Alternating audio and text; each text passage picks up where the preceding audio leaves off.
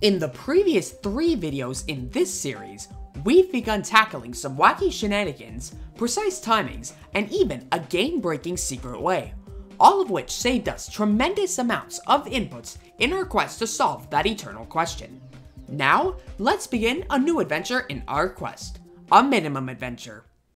I feel paralyzed.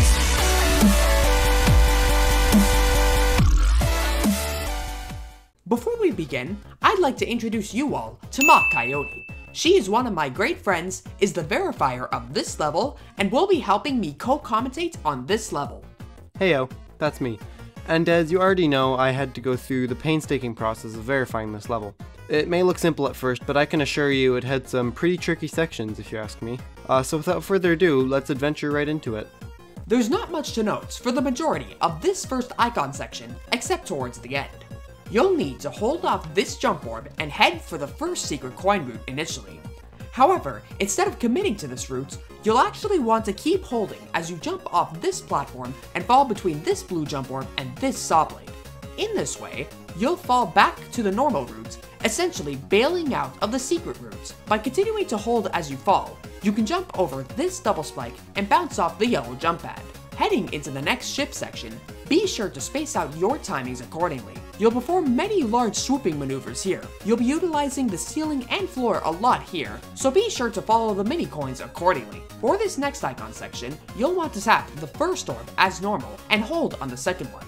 As you ascend in the auto part and land on solid ground here, you can jump over both spikes in this way. As we approach a ball portal at 33%, it's now time to introduce ourselves to a brand new input saving technique. Essentially, by input carrying from any other game mode into a ball portal, you can actually change gravity immediately upon landing on the ground without using an additional input. In this example, we're required to begin holding off this yellow jump orb late. We'll jump into a ball portal in this way and immediately change gravity upon landing, allowing us to land on the ceiling safely. Notice how the input counter doesn't increase when we change gravity, as one would generally think. Once again, much like preemptive inputs, this technique ensures that your game mode interacts with an object or tile at the earliest possible point it connects. Proceed as normal for the remainder of this ball section. This is where the level starts to get very tricky. For the first couple jumps of this section, you can do it pretty normally. Once you reach the bottom of these stairs here, you need to jump and then hit the blue orb very late so that you land and jump on the very edge of the platform above it. If you hit it too late, you miss the platform, and if you hit it too early, you'll miss a block later on. Keep in mind, this timing is extremely precise, so you'll need to focus a lot on it. If you nail the timing just right, you'll end up skipping one of the platforms and jumping into the next UFO section. At the very start of this part, you'll need to do an input right as the screen is flipping, but otherwise, just click with the input coins and you'll be golden for this section. After that, we have another difficult section. As you go into the ship section, you'll need to hold your input from the last jump of the previous section. Continue holding until you bob up a little bit from the following edge and then release. You'll need to time it so that you'll fall onto the small ledge to the right of the saw blades below. If you release too early, you'll fall into the saw blades, and if you release too late, you won't hit the ledge, which will make the next input impossible. If you time it just right, you'll fall onto the small ledge, slowing your fall and allowing you to make your next input without going into the second pair of saw blades above. After that, all you need to do is swoop through each small part without touching the ceiling or the ground, and you'll be good to move on. Be sure to swoop up as the ship so that you enter the UFO in an ascending state. This will give you the optimum distance you'll need to only tap once. Make sure to time this flap accordingly, as you'll need to land on this pillar. Tap precisely for the remainder of the section. As you transition into the next ship and begin mirroring back to normal, you'll have to begin your input at a pretty awkward time when you're about halfway in between mirroring.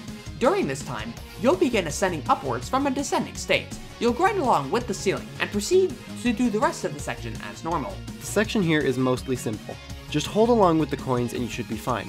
To note though, at 74% and 83%, you'll need to hit the jump orbs late as to not jump too early after, or you'll miss the next platforms. At 84%, you'll have to start holding fairly late so you can continue holding when hitting the yellow jump pad, transitioning you into the mini ball section. Note that I came across when I was verifying this. If you start the jump right after the little antenna decoration right there, you will get the jump perfect and it'll work just fine. As you go into the mini ball, Continue holding until you go up into the block above, and from there, proceed through the section as normal. However, make sure to take the coin route to save a few inputs. In the very last section of the level, you'll need to go as normal until the very final jump orb, where you need to hit it late and hold to jump into the small gap. If you're too early with your timing, you'll hit the side of the next wall. Once you get through there, you can do your last 2 jumps as normal and finish the level. We finish up this level with 93 inputs, bringing our current total to 845. What an absolute adventure this level was. While this level was very fun to play and verify, I can't lie, it was quite annoying and frustrating at times. I'm looking at you, 44%. Overall though, it was fun to learn and play through the level, and especially fun working with Unknown to make this video. Thank you so much for having me here, and I'll see you guys next time. Bye bye. I'd like to give a tremendous shout out to MachCoyote for co-hosting this video with me and for volunteering to be this level's verifier. She's a phenomenal person who I've recently become friends with. She would love to get more involved with the GD community. It would mean the world to both of us if you would check her out on YouTube, Twitter, and Twitch.